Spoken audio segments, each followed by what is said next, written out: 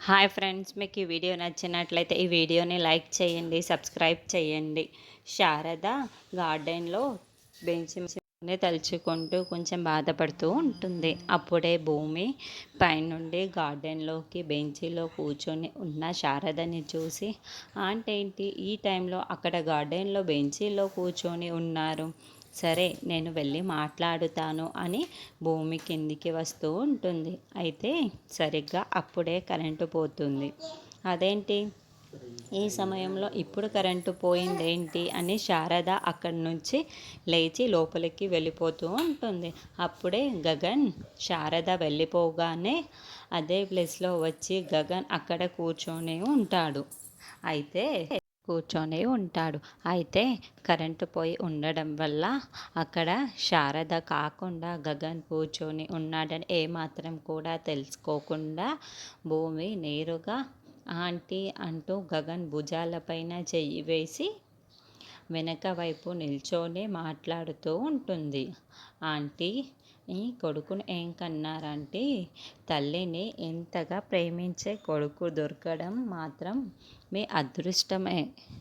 ఆయన్ని పెళ్ళి చేసుకోబోయే అమ్మాయి కూడా చాలా అదృష్టవంతురాలు ఆంటీ. ఇది ఏమైనా మీరిద్దరూ నాకు ఇక్కడ లేని ఆనందాన్ని ఇచ్చారు అని భూమి మాట్లాడుతూ ఉంటే, ఇంకా భూమి ఏమేం మాట్లాడుతుందో అని నేను ఆంటీని కాదు, నేను గగన్ని అని గగన్ని ఏమాత్రం చెప్పకుండా భూమి మాటలన్నీ అలాగే వింటూ కూర్చొని ఉంటాడు. మీ అదృష్టానికి మిమ్మల్ని నాకు ముద్దు పెట్టుకోవాలనిపిస్తుంది అని భూమి ఒక్కసారిగా గగన్ బుగ్గపైన ముద్దు పెడుతూ ఉంటుంది. దాంతో గగన్ షాకింగ్గా ఆ ముద్దుని చూస్తూ నోరు విప్పి నేను అని కూడా చెప్పకుండా అలాగే పెట్టించుకుంటూ ఉంటాడు.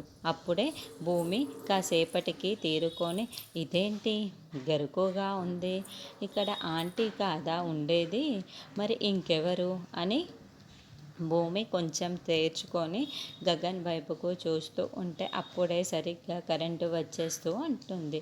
గగన్ భూమి వైపుకు అలాగే చూస్తూ ఉంటే భూమి అయ్యో ఆంటీ కాదా ఇక్కడ ఉండేది అని నోటి మీద చెయ్యి వేసుకొని మరీ షాకింగ్గా గగన్ని చూస్తూ ఉంటే భూమి ముద్దు పెడుతున్నప్పుడు